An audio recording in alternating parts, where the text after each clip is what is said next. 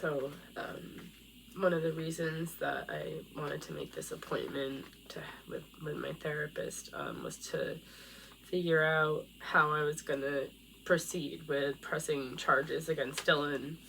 And then she notes in here, in parentheses, in 2020, when Dylan ran for Westerly Town Council, she talked with me about wanting to take legal action, but when he did not win his campaign, she took this no further.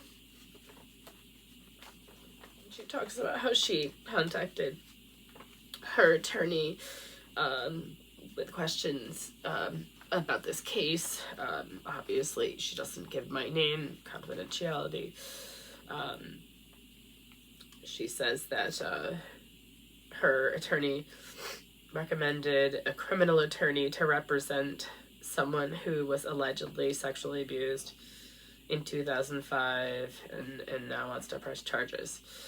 He recommended that I call the Attorney General's office for assistance and directions how to proceed. When we met today, she told me about this advice. She brought copies of some clinical progress notes from 2005 that are related to the alleged sexual assault by Dylan. She says she told me that there were a few other clinical progress notes from my record related to Dylan that she had either not had time to find or not had time to review. I told her that I plan to bring the other related clinical notes to her next session, 9/27/22. She seems fine with this plan. And she, on here also, prior to this session, I had access copies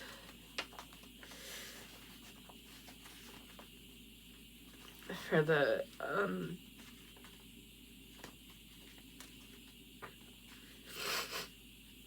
hospital record dated August 11, 2005, when I was seen in the emergency room following the assault by Dylan. Her reason for going was because she was having extreme physical pain. I brought my copy of the hospital record to the session, and I allowed my therapist to make a copy for her record.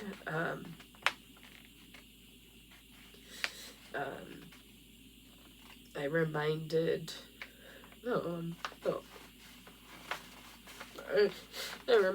her that on the day that I needed to go to the ER, that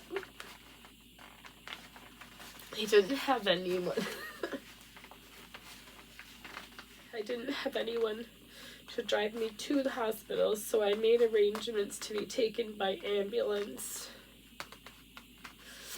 After I was seen at the ER, I couldn't find a ride home.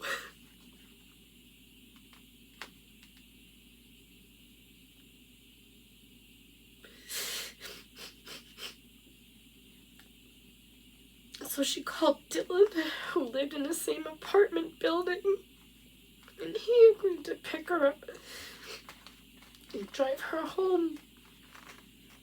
Kim said that she never disclosed to Dylan the reason for her visit to Westerly Hospital that day. I previously had told her over the phone that I wished I could see her more often than once a week. She's now agreeing to see me twice a week for a time. We talked about doing more EMDR related to her memories of assaults at some point in the future. My significant symptoms of anxiety relating to moving forward with pressing charges suggest that we need to postpone the EMDR until my symptoms have somewhat decreased, and I agreed. I had asked her if I could send her text messages when I was feeling overwhelmed in between sessions. She had agreed with the understanding that she wouldn't necessarily be replying to these kinds of messages. Should I need to speak in between sessions, she can contact me by cell.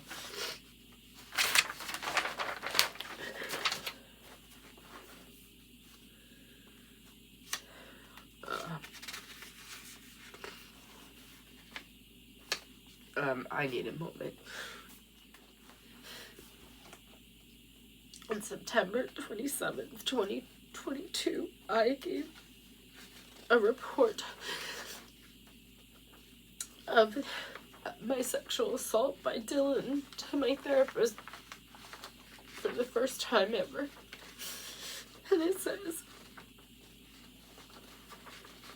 in the morning, Kim was in Dylan's apartment, had sex on his couch vaginally, and then he forcefully moved me to the floor. He had sex with me from behind. First vaginally, very roughly, and then he withdrew his penis.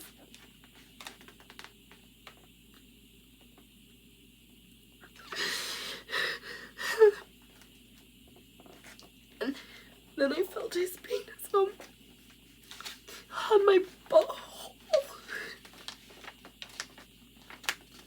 And I said, no, no, no. I reached behind to try to stop him, but he forced me back down onto the floor. I was crying, no, no, no, and trying to physically stop him. But he said, yes, yes, yes, and forced me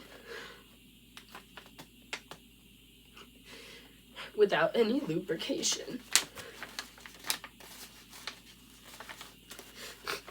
Then he kept repeating, whose ass is this?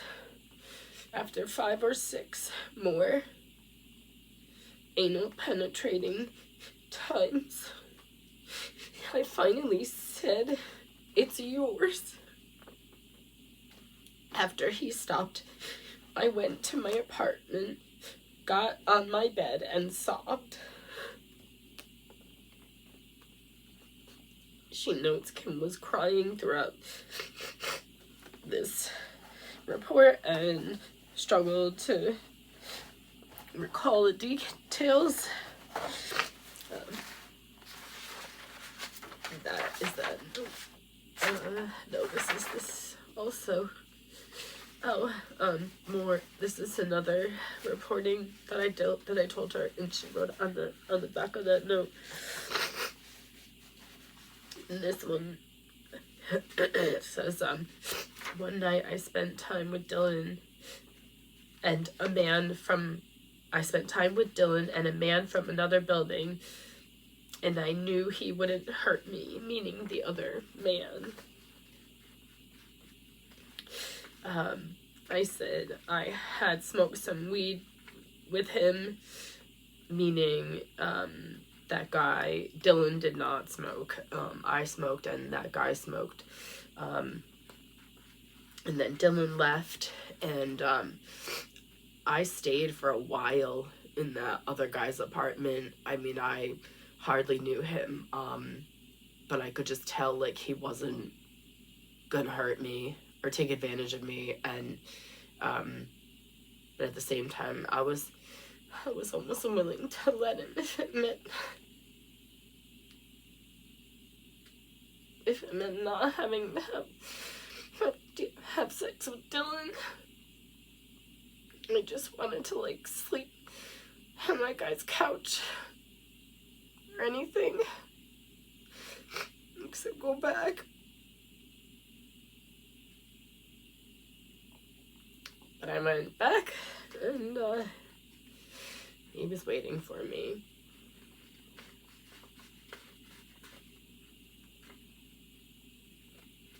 he got me to come inside his apartment by just, peeking out, catching me, and just tugging at my arm a little bit and pulling me towards the inside of it, pulling me into the door. And I don't remember what happened after I went in. One would know. Don't even need to assume. Just know. Right, this is also 9/27/22. I had pressed charges against Dylan with the Westerly Police. I had made a statement and showed my relevant documents that I had gathered thus far. I had gathered, my hospital ER record from that night, with the diagnosis of rape on it, which,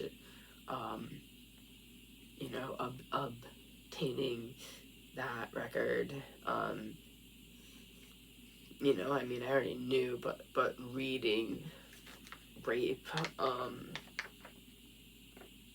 was really hard to read. It just made it more, it couldn't get more real. I already know it's real. It lives within me. But it was just, I don't know,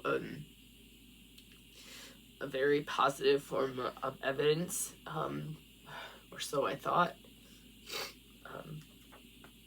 Anyways, so I had, that I had all my therapy notes that my therapist had copied that related to Dylan. I had the hospital record. I had some journaling that I had done. I had recently done, prior to pressing charges, recalling different events and different memories and things with Dylan, and it was in no particular order. It was just as I recalled things, I would write them down. My journal would later become to be a problem for the Attorney General for a couple of reasons, but we'll wait. So I had, provided those copies, and the officer who took my statement told me she believed that the police would let me know when they were about to arrest him, but she couldn't be sure. That would be a restraining order or no contact order against Dylan in order to protect herself and her family members. Kim said she plans to go back to the police station after this session here and speak with the same female police officer who took her statement yesterday. This is September 30th, 2022. It says that I continue to be symptomatic with PTSD. I have intrusive thoughts, hypervigilance, avoidance. I'm expecting to hear from the Attorney General's office by the end of the week. This is now October 4th, 2022.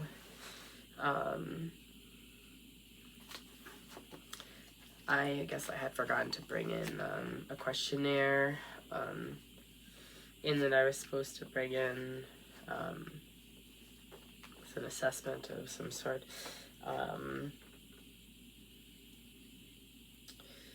I'm still hyper vigilant, anticipating Dylan possibly lashing out at me or my family.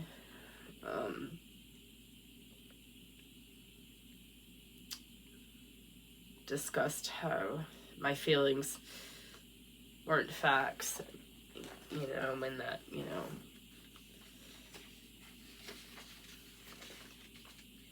I don't know what's going to happen, truly.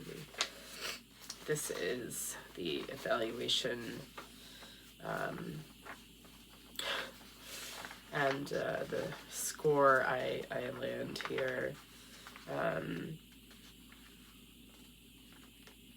is SCORE meets diagnostic criteria for post-traumatic stress disorder.